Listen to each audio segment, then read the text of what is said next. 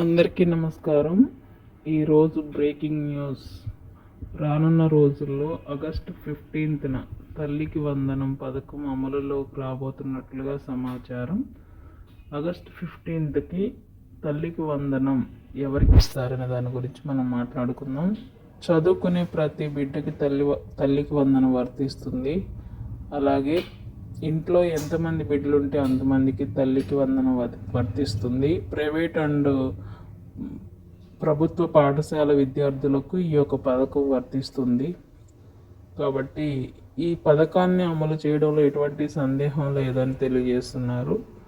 So ఏమేమి అర్హతలు కావాలి అంటే Aadhaar card, ration card, photos, అలాగే మీ బ్యాంక్ బుక్ జిరాక్స్ ఇవన్నీ రెడీగా పెట్టుకోండి.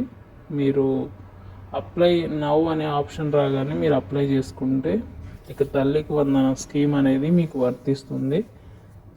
కాబట్టి ప్రతి ఒక్కరూ ఆగస్టు 15న అమలు చేసే తల్లికి వందనానికి రెడీగా ఉండవలసిందిగా కోరుచున్నాను. Thank you.